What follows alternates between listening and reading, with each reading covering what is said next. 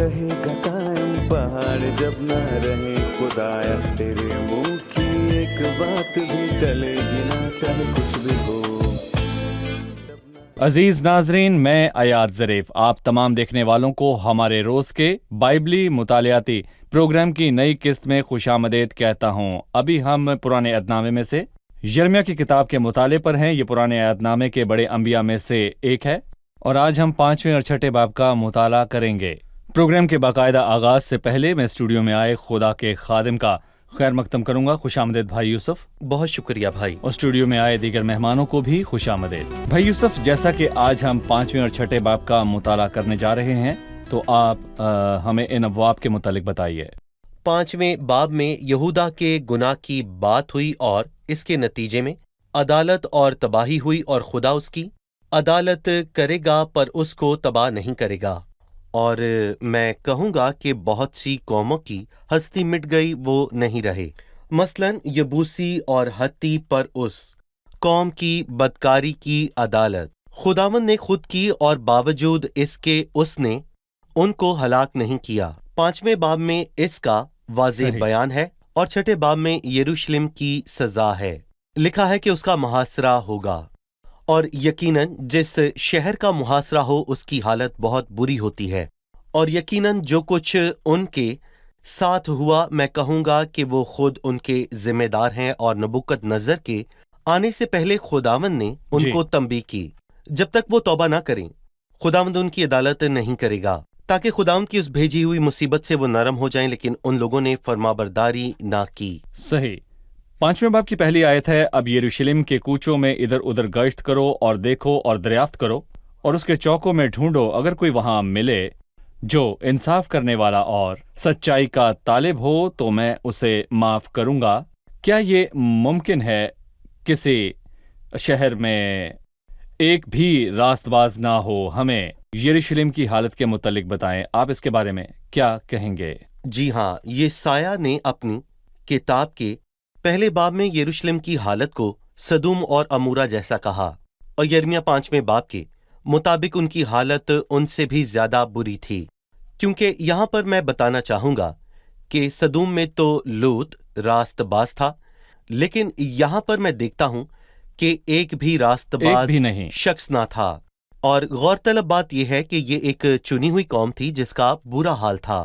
جن لوگوں کو خدا نے شریعت اور ہیکل کے لیے نبی ہونے کے لیے چنا، وہ اس پر شکر گزار نہ ہوئے، اور لکھا ہے کہ میں اپنے پاکستان کے لیے اور کیا کر سکتا تھا جو میں نے نہ کیا۔ بھائی یوسف، اس نے پہلی آیت میں کہا کوئی راست باز نہیں، دوسری آیت لکھا ہے اگرچہ وہ کہتے ہیں زندہ خداوند کی قسم تو بھی یقیناً وہ جھوٹی قسم کھاتے ہیں۔ اے خداوند، کیا تیری آنکھیں سچائی پر نہیں ہیں؟ تو نے ان کو مارا ہے پر انہوں نے افسوس نہیں کیا، تو نے ان کو غارت کیا پر تربیت پذیر نہ ہوئے، انہوں نے اپنے چہروں کو چٹان سے بھی زیادہ سخت بنایا، انہوں نے واپس آنے سے انکار کیا۔ اس کے متعلق کیا کہیں گے؟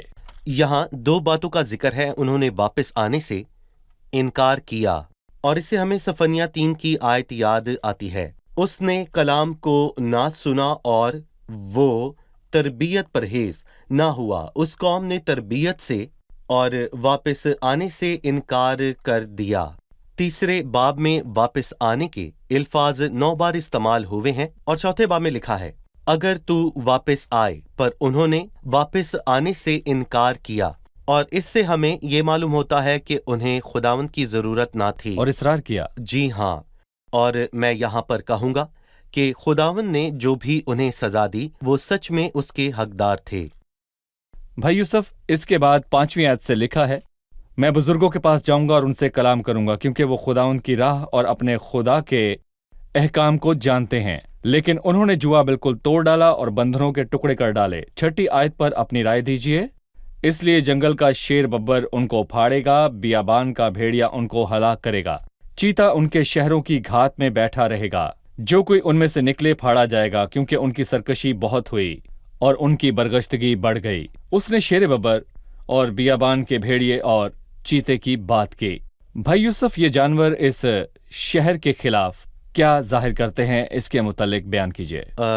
واضح رہے کہ یہ حیوان ظالم ہیں، اور ایسے لوگ हैवानों से भी ज्यादा जालिम होते हैं, जैसे कि हबक्कूक की नबूवत में कसदियों का जिक्र है कि उनके घोड़े चीतों से भी ज्यादा तेज रफ्तार और शाम को निकलने वाले भेड़ियों से भी ज्यादा खूंखार हैं, इसीलिए तबाह करने वाला नबूकदनजर आया। यर्मिया को लोगों से मोहब्बत थी और खुदा को लोगों से ज्यादा मोहब्बत थी, और इसीलिए उसने उनको आने वाली मुसीबत से आगाह किया। और रोने वाले नबी यर्मिया ने उसे पुकार पुकार कर कहा, और यीशु भी यरूशलेम की हालत पर रोया, क्योंकि वो कौम इन आने वालों से बेखबर थी। भाई यूसुफ कहते हैं कि लोग खुदा की भलाई पर पलते हैं जबकि गैर माबूदों की इबादत करते हैं। अगली आयत में लिखा है, जब मैंने उनको सैर किया तो उन्होंने बदकारी की और परे बांध कर कैबा खानों में इकट्ठे हुए। जब खुदावन ने उनको सैर किया तो उन्होंने बदकारी की। उस कौम के बारे में बताएं, उसने खुदावन के एहसान का जवाब किस तरह दिया। देखिए, मैं कहूंगा कि इस्तिस्ना के 32वें बाब में मूसा ने इस मौजू पर बात की, लेकिन यसूरून मोटा होकर लातें मारने लात मारी। लगा और उन्होंने खुदा के रहम पर पलकर और माबूदों की इबादत की। जिसके हालात ठीक ना हो वो अपना पेट भरने के लिए चोरी करता है, और अगर वो अमीर भी हो जाएं तो भी वो शरारत का सोचते हैं, क्योंकि उनके दिल शरारत से भरे हैं। लिखा है कि वो पेट भर कर घोड़े की मानिंद होंगे। हर एक सुबह के वक्त अपने पड़ोसी की बीवी पर हनहनाने लगा। खुदा ने आसमान से उन पर नजर की कि हर कोई अपने पड़ोसी को दुख देता है और अपने पड़ोसी की बीवी से जना करता है, जो बहुत ही अफसोसनाक है। और यहाँ पर मैं कहूँगा कि खुदा ऐसी हालत में किसी कौम को कैसे माफ कर सकता है। और यिर्मयाह ने कहा, मैं बुजुर्गों के पास जाऊंगा और उनसे कलाम करूंगा, क्योंकि वो खुदा की राह को जानते हैं। लेकिन उन्होंने जुआ बिल्कुल तोड़ डाला और बंधों के टुकड़े टुकड़े कर डाले, और उनके और खुदाम के दरमियान कोई रिश्ता ना रहा। शरीयत की उन दो लोहों को याद करें, जो पहली तख्ती तोड़ता है दूसरी भी तोड़ता है। सही। और जब खुदा के साथ आपका रिश्ता खराब हो तो अपने साथियों के साथ भी रिश्ता खराब हो जाता है। पैदाइश चौथे बाब से पहले 3 बाब हैं, और पैदाइश के तीसरे बाब में खुदा के खिलाफ इंसान ने गुनाह किया, और पैदाइश 4 में भी भाई ने भाई को कत्ल किया। सही। तो आपका कहना है कि दुनिया में सारी बदनवानियां और जुल्म इसलिए हैं क्योंकि इंसान का खुदा से रिश्ता टूट गया। अगर आपका खुदा से अच्छा रिश्ता हो बिल्कुल। तो दूसरों के साथ भी अच्छा रिश्ता होगा। हो सकता है कि इंसान खुद को मजहबी समझकर ये सब कुछ करता हो, जैसा कि काइन ने सोचा कि वो खुदावंद की इबादत कर रहा है। उस कौम की बदी के नतीजे में खुदावन ने उनकी अदालत करने का फैसला किया। 10वीं आयत है, उसकी दीवारों पर चढ़ जाओ और तोड़ डालो, लेकिन बिल्कुल बर्बाद ना करो। उसकी शाखें काट डालो, क्योंकि वो खुदावन की नहीं है। ये अदालत है, पर इसको मुकम्मल तौर पर बर्बाद ना करने का कहा। क्यों? क्योंकि खुदावंद को लोगों से मोहब्बत है, और बेशक वो सरकश है, पर खुदावंद उनसे मोहब्बत रखता है। ये गैर मशरूत मोहब्बत है, क्योंकि वो कदूस और मुनसिफ है। वो मुकम्मल तौर पर बर्बाद नहीं करता। और मैं कहूंगा कि 10वीं आयत में भी वाज़े तौर पर लिखा है कि बिल्कुल बर्बाद ना करो, और 18वीं आयत में लिखा है कि लेकिन खुदावंद फरमाता है कि मैं उन अयाम में भी बिल्कुल बर्बाद ना करूंगा। और ये सब चौथे बाब की 27वीं आयत के बाद लिखा है, क्योंकि खुदावंद फरमाता है कि तमाम मुल्क वीरान होगा तो भी मैं उसे बिल्कुल बर्बाद ना करूंगा। खुदावंद की कदूसियत की बदौलत ये अदालत हुई, और उसकी वफादारी और मोहब्बत की बदौलत लोग मुकम्मल तौर पर तबाह ना हुए। भाई यूसुफ, फिर 13वीं आयत से झूठे कलाम और झूठे नबियों का तस्करा है। मैं चाहूंगा कि आप हमें इसके मुतालिक बताएं। और नबी महज हवा हो जाएंगे और कलाम उनमें नहीं है। उनके साथ ऐसा ही होगा, बस इसलिए कि तुम यूं कहते हो, और खुदावंद रब्बुल-फाज यूं फरमाता है कि देख, मैं अपने कलाम को तेरे मुंह में आग और इन लोगों को लकड़ी बनाऊंगा।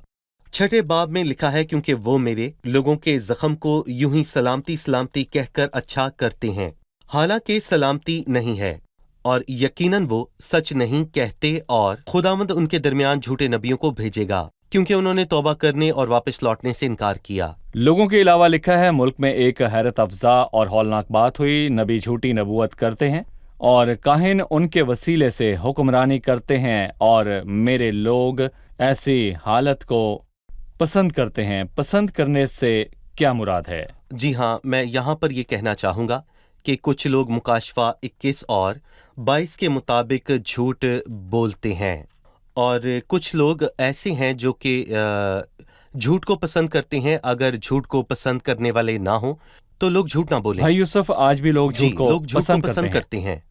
اور میں کہوں گا کہ جو لوگ مسیح کو جانتے ہیں، جیسا کہ مسیح نے کہا کہ راہ، حق اور زندگی میں ہوں، اور لوگ اس کے علاوہ جھوٹا راستہ بناتے ہیں، اس لیے کہ جھوٹ کو پسند کرنے والے لوگ آج بھی موجود ہیں، اور اسی لیے آج جھوٹ کا بازار بھی گرم ہے، اور انہوں نے حق کی محبت کو اختیار نہیں کیا جس سے انہیں نجات ملی۔ 24ویں آیت ہے، انہوں نے اپنے دل میں نہ کہا کہ ہم خداوند اپنے خدا سے ڈریں جو پہلی اور پچھلی برسات وقت پر بھیجتا ہے اور فصل کے مقررہ ہفتوں کو ہمارے لیے موجود کر رکھتا ہے۔ پہلی اور پچھلی برسات اور فصل کے مقررہ ہفتوں سے کیا مراد ہے؟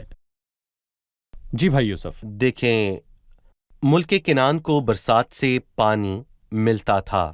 یہ ملک مصر کی طرح نہیں جسے دریا سے پانی ملتا ہے اور اس کا ذریعہ نہیں جانتے، کیونکہ دریائے نیل کے چشموں سے لوگ اس وقت واقف نہ تھے۔ ملک مصر کے لوگ دوسروں کو نیچا دکھاتے تھے کیونکہ ان کے پاس پانی موجود تھا، لیکن ملک کنعان میں بارش کے پانی سے فصل بڑھتی تھی۔ سال کے شروع سے لے کر آخر تک خداوند تیرے خدا لگی کی رہتی ہیں۔ آنکھیں اس پر لگی رہتی ہیں، تو پہلی بارش عموماً ستمبر کے آخر یا پھر اکتوبر کے شروع میں ہوتی ہے تاکہ زمین بیج بونے اور پھل دینے کے لیے تیار ہو جائے۔ پھر پچھلی بارش مئی میں ہوتی ہے تاکہ ان کے پاس فصل کی بہتات ہو جائے، اور میں کہوں گا کیونکہ خداوند مستقبل میں ان کو اچھی چیزیں بخشے گا، اور آموس 9 میں لکھا ہے کہ جوتنے والا کاٹنے والے کو جا لے گا، یعنی اچھائی زیادہ ہوگی۔ پر روحانی معنوں میں میں کہوں گا کہ روح کی پہلی بارش عید پینتی کوست کے روز ہوئی، اور یہاں پر میں کہنا چاہوں گا کہ کلیسیا کے آسمان پر جانے کے بعد اور مسیح کی بادشاہی سے پہلے می برسے گا، اور خدا ہر بشر پر روح ڈالے گا۔ تمہارے بیٹے اور تمہاری بیٹیاں نبوت کریں گی اور تمہارے جوان رویا دیکھیں گے۔ پینتی کوست پر روح کی بارش پہلی بارش تھی اور یہ کلیسیا کے لیے تھی۔ بالکل۔ پر اس کے بعد یہ اس لیے ہوگی کہ قوموں کو مسیح کی 1000 سالہ بادشاہی کے لیے تیار کرے۔ یہ پچھلی بارش ہے، یہ قوم کے لیے ہے۔ جی، صرف اس قوم کے لیے نہیں بلکہ ہر بشر کے لیے، تاکہ 1000 سالہ بادشاہی کے آغاز میں بھلائی پھیلائی جائے اور وہ مسیح کی بادشاہی میں داخل ہوں۔ صحیح، شکریہ بھائی یوسف۔ پھر 6 آیت میں بنیامین کو بھاگنے کو کہا ہے۔ اے بنیامین، یروشلم سے پناہ کے لیے بھاگ نکلو اور تکو میں نرسنگا پھونکو اور بیت حکرم میں آتشین علم بلند کرو، کیونکہ شمال کی طرف سے بلا اور بڑی تبدیلی آنے والی ہے۔ بھائی یوسف، ان الفاظ کے کیا معنی ہے کہ بنیامین بھاگ جائے؟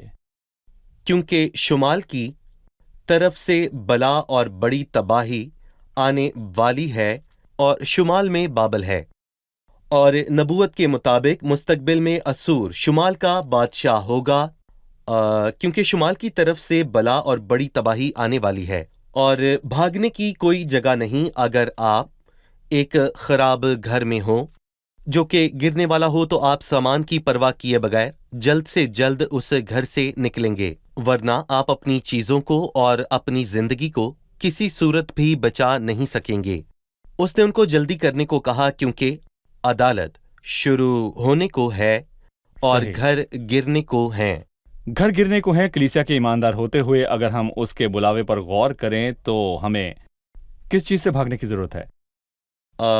ایک طرف تو آنے والے غضب سے بھاگیں، یوحنا بپتسمہ دینے والے نے کہا، اور ہمیں یہ کرنا چاہیے کیونکہ کلیسیا کے آسمان پر جانے کے بعد دنیا پر بہت مصیبتیں آئیں گی، اور ہمیں ان تمام مصیبتوں سے بچنا ہے، اور ہمیں تمام ناپاکی اور ہر طرح کی برائی سے بھاگنا بھی ہے۔ اور بائبل مقدس میں لکھا ہے، اے میری امت کے لوگو، اس میں سے نکل آؤ تاکہ تم اس کے گناہوں میں شریک نہ ہو اور اس کی آفتوں میں سے کوئی آفت تم پر نہ آ جائے، کیونکہ اس کے گناہ آسمان تک پہنچ گئے ہیں۔ ہمیں آنے والے غضب اور جہاں کی ناپاکی سے بھاگنا ہے۔ بھائی یوسف، 6 سے 15 آیت میں ہر عمر کے لوگوں کی بات ہوئی، بچے، جوان، بوڑھے، مرد و خواتین۔ یہ کس بات کی طرف اشارہ کرتی ہیں؟ در حقیقت یہ افسوسناک ہے۔ یرمیہ نبی کے کردار کی طرح وہ ان کی بدکاری کے سبب سے بہت مایوس ہوا۔ وہ جانتا تھا کہ ان کی عدالت آنے کو ہے، اسے ان سے محبت تھی، اور پھر لکھا ہے کہ میں کس سے کہوں اور کس کو جتاؤں تاکہ وہ سنیں، اور دیکھ ان کے کان نامختون ہیں، وہ سن نہیں سکتے۔ خداوند کا کلام ان کے لیے حقارت کا باعث ہے، وہ اس سے خوش نہیں ہوتے، اور اسی لیے میں خداوند کے قہر سے لبریز ہوں، اور ان کی حالت دیکھ کر خداوند کا قہر بھڑکا، میں اسے ضبط کرتے کرتے تنگ آ گیا ہوں۔ وہ مزید برداشت نہ کر سکا، اس لیے کہا، شوہر اپنی بیوی کے ساتھ اور بوڑھا گہن سال کے ساتھ گرفتار ہوگا، اور ان کے گھر بیویوں اور کھیتوں سمیت اوروں کے ہو جائیں گے۔ ان کی حالت افسوسناک ہے۔ یرمیہ نے پوری شدت سے ان کو پکارا کہ توبہ کریں، کہیں دیر نہ ہو جائے، پر وہ اور کاموں میں مصروف رہے، اور 13ویں آیت میں لکھا ہے، اس لیے کہ چھوٹوں سے بڑوں تک جی، سب لالچی ہیں۔ لالچی سب پیسے کے لیے ہے۔ آدمی اگر ساری دنیا کو حاصل کرے اور اپنی جان کا نقصان اٹھائے تو اسے کیا فائدہ؟ کیا فائدہ ہوگا؟ اسے کیا فائدہ ہوگا؟ پر افسوس کہ آج کل مال کی محبت بہت سے لوگوں کو، حتیٰ کہ مسیحیوں کو بھی متاثر کر دیتی ہے، اور میں کہوں گا کہ جو خدا کو جاننے کا دعویٰ صحیح۔ کرتے ہیں انہیں بھی پیسوں سے محبت ہے۔ بعض نے ایمان سے گمراہ ہو کر اپنے دلوں کو طرح طرح کے غموں سے چھلنی کر لیا۔ نتیجہ یہ ہوا کہ نبی سے کاہن تک ہر ایک دغا باز ہے۔ لہٰذا نتیجہ یہ ہوا کہ نبی سے کاہن تک جتنے بھی ہیں سب نے گناہ کیا۔ نبیوں اور کاہنوں کو چاہیے کہ لوگوں کو خدا کے پاس واپس لائیں، کیونکہ وہ میرے لوگوں کے زخم کو یوں ہی سلامتی سلامتی کہہ کر اچھا کرتے ہیں، حالانکہ سلامتی نہیں ہے۔ وہ میرے لوگوں کے زخم کو سلامتی سلامتی کہہ کر اچھا کرتے ہیں، اس کے کیا معنی ہیں؟ اچھا، فرض کریں کہ اگر میرا بازو اپنی جگہ پر نہیں رہا تو میں ہڈیوں کے ڈاکٹر کے پاس جاؤں گا، اور وہ میری بازو کو ٹھیک کر دے گا، اور میرا بازو کام کرنے لگے گا، اور میں کہوں گا کہ میرے بازو کو صحیح طور پر ٹھیک کرنے کے لیے مجھے وقتی درد برداشت کرنا پڑے گا، اور یہی اس کا مستقل علاج ہے۔ اور اگر وہ ڈاکٹر سمجھدار نہ ہو تو وہ کہے گا کہ آپ کا بازو بالکل ٹھیک ہے، اور وہ کہے گا کہ آپ کا بازو بالکل ٹھیک ہے، اور اس نے اس کو وقتی درد نہیں دیا، پر آپ زندگی بھر شکایت جی۔ کریں گے، لیکن اگر وہ ڈاکٹر ٹھیک ہو تو وہ آپ کا بازو ٹھیک کر دے گا۔ وہ میرے لوگوں کے زخموں کو یوں ہی اچھا وہ لوگوں کو کرتے تنبیہ ہیں، نہیں کرتے۔ لوگوں کی سرزنش نہیں کرتے، سلامتی سلامتی کہتے ہیں، اور ہم آج بھی آنے والی بھلائی اور بحالی کو بیان کرتے ہیں، جبکہ لوگوں کی موجودہ برائی کے متعلق یا توبہ کی۔ بات نہیں کرتے، نہ گناہ کی نہ توبہ کی۔ اور یرمیہ کے دنوں میں یہی حال تھا، کیونکہ وہ میرے لوگوں کے زخموں کو یوں ہی سلامتی سلامتی کہہ کر اچھا کرتے ہیں۔ اور یسعیاہ نبی نے اپنی کتاب کے آخر میں 2 بار کہا کہ میرا خدا فرماتا ہے کہ شریروں کے لیے سلامتی نہیں، جو اطمینان کا متلاشی ہے توبہ کرے۔ صحیح، تاکہ خدا کے بلاوے کا جواب دیں۔ لکھا ہے، اپنی افتادہ زمین پر ہل چلاؤ اور کانٹوں میں تخم ریزی نہ کرو۔ اب ہم مہمانوں سے ان کا سوال جانیں گے۔ میرا سوال 16ویں آیت سے ہے۔ خداوند یوں فرماتا ہے کہ راستوں پر کھڑے ہو اور دیکھو، اور پرانے راستوں کی بابت پوچھو کہ اچھی راہ کہاں ہے، اسی پر چلو اور تمہاری جان راحت پائے گی۔ پر انہوں نے کہا، ہم اس پر نہ چلیں گے۔ پرانے راستوں سے کیا مراد ہے؟ جی بھائی یوسف، اس نے ان کو کن پرانے راستوں پر چلنے کو کہا؟ اس سے ہمیں یاد آیا 2 باب کے شروع میں لکھا ہے، میں تیری جوانی کی الفت اور تیرے بیاہ کی محبت کو یاد کرتا ہوں۔ اور مجھے اس سے مکاشفہ 2 باب کی ایک آیت یاد آتی ہے، مگر مجھ کو تجھ سے یہ شکایت ہے کہ تو نے اپنی پہلی سی محبت چھوڑ دی، پس خیال کر کے تو کہاں سے گرا ہے، اور توبہ کر کے پہلے کی طرح کام کر۔ یاد رکھیں کہ جب آپ خداوند کی راہوں پر چلتے تھے تو آپ کے اور خداوند کے بیچ میں کہوں گا کہ محبت کا ایک رشتہ قائم تھا، آپ کی زندگی خوشی سے بھری ہوئی تھی، لیکن وقت گزرنے کے ساتھ ساتھ پھر ایک وقت ایسا آیا کہ آپ خداوند سے دور ہوئے۔ لکھا ہے، تیری ہی شرارت تجھے تعذیب کرے گی اور تیری برگشتگی تجھ کو سزا دے گی۔ اس نے ان کو سنہری صلاح دی، راستوں پر کھڑے ہو اور دیکھو، اور پرانے راستوں کی بابت پوچھو کہ اچھی راہیں کہاں ہیں۔ اور کلام مقدس میں یہ واضح طور پر لکھا ہے کہ جب آپ پرانے راستوں کی بابت پوچھ کر چلیں تو آپ کی جان راحت پائے گی۔ پر افسوس کہ انہوں نے کہا کہ ہم اس پر نہیں چلیں گے، انہیں اپنی حالت پسند تھی۔ صحیح۔ 20ویں آیت ہے، اس سے کیا فائدہ کہ سبا سے، لبان اور دور کے ملک سے اگر میرے حضور لاتے ہو؟ تمہاری سوختنی قربانیاں مجھے پسند نہیں، اور تمہارے ذبیحوں سے مجھے خوشی نہیں۔ خداوند نے ان کی سوختنی قربانیوں کو کیوں قبول نہ کیا؟ کیا وہ عبادت نہیں؟ جی بھائی یوسف۔ ईसाया 43:22 में लिखा है, तो भी आए याकूब तूने मुझे ना पुकारा, बल्कि आए इस्राएल तू मुझसे तंग आ गया, और तूने अपने ज़बियों से मेरी ताज़ीम नहीं की। मैंने तुझे हदिया लाने पर मजबूर नहीं किया और लुबान जलाने की तकलीफ नहीं दी। तूने रुपए से मेरे लिए कुछ नहीं खरीदा और तूने मुझे अपने ज़बियों की चर्बी से सेर नहीं किया। देखें, मैं कहूँगा कि यहाँ एक रस्मी इबादत का तस्करा हुआ और वो सबा से, लुबान और दूर के मुल्क से लेकर आए ताकि खुदावंद के हजूर गुजराने। लेकिन मैं कहूँगा कि खुदावंद इन सतई चीज़ों से खुश नहीं होता, क्योंकि अगर आपका दिल खुदावंद की तरफ माइल ना हो तो उसकी कोई अहमियत नहीं। बल्कि मैं कहूँगा कि आपकी सब कुर्बानियाँ और आपका लुबान किसी भी काम का नहीं है, क्योंकि खुदावंद को हमारी मोहब्बत की आरजू है और वो चाहता है कि हम खाकसार बनें। उसे बातन की सच्चाई अच्छी लगती है। ये नहीं कि इंसान उसकी ताज़ीम के लिए कुर्बानियां गुजराने, नहीं, बल्कि खुदावंद को आपसे कुछ और चाहिए। उसे आपकी मोहब्बत की आरजू है। खुदावंद ने यसाया के जरिए कलाम किया, ये लोग जुबान से मेरी नजदीकी चाहते हैं और होंठों से मेरी ताज़ीम करते हैं, लेकिन इनके दिल मुझसे दूर हैं। सही। शुक्रिया, खुदावंद आपको बरकत दे। अब हम मेहमानों से उनकी राय जानेंगे। आप तैयार हैं? 6 बाब की 14वीं आयत है, नबी से काहिन तक हर एक दगाबाज है, क्योंकि वो मेरे लोगों के जख्म को यूं ही सलामती सलामती कहकर अच्छा करते हैं, हालांकि सलामती नहीं है। मुझे बताइए कि इसके क्या मानी है कि वो मेरे लोगों के जख्म को अच्छा करते हैं। एक काबिल डॉक्टर हड्डी को उसकी जगह वापस लाकर उसको जोड़ता है, पर इससे पहले दर्द होता है, पर मुकम्मल इलाज हो जाता है। उन्होंने ऐसा नहीं किया, वो दर्द बर्दाश्त नहीं करना चाहते थे। उन्होंने गुनाह और उससे तौबा करने की बाबत नहीं बताया, सिर्फ सलामती की बात की। हड्डियों को ठीक किया पर मुस्तकिल माजूरी दी। जी, ये मुस्तकिल माजूरी थी। क्या कहेंगे भाई? बिल्कुल, उन्होंने हड्डियों के डॉक्टर की कहानी बताई। उन्होंने बहुत ही अच्छे तरीके से बयान किया। बहुत खूब। ठीक है। 16वीं आयत है, खुदावंद यूं फरमाता है कि रास्तों पर खड़े हो और देखो और पुराने रास्तों की बाबत पूछो। बताइए कि पुराने रास्ते कौन से हैं? पुराने रास्ते खुदावंद के हैं। खुदावंद के रास्ता के अलावा कोई रास्ता दुरुस्त नहीं। जब वो खुदावंद की राहों पर चलते थे तो उनकी जिंदगी शानदार थी। जब वो उससे फिर गए तो उनकी जिंदगी उलझन का शिकार हुई। खुदावंद फरमाता है, मगर मुझको तुझसे ये शिकायत है कि तूने अपनी पहली सी मोहब्बत छोड़ दी। जी, ठीक है।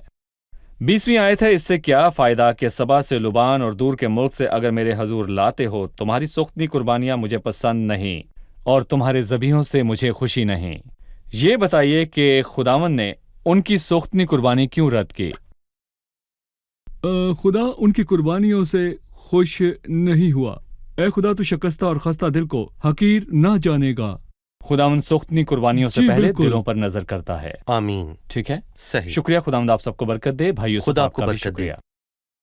अजीज नाजरीन, मैं यिर्मयाह 6 बाब की 20वीं आयत पढ़ूंगा। इससे क्या फायदा कि सबा से, लुबान और दूर के मुल्क से अगर मेरे हजूर लाते हैं, तुम्हारी सोख्तनी कुर्बानियां मुझे पसंद नहीं और तुम्हारे ज़बियों से मुझे खुशी नहीं।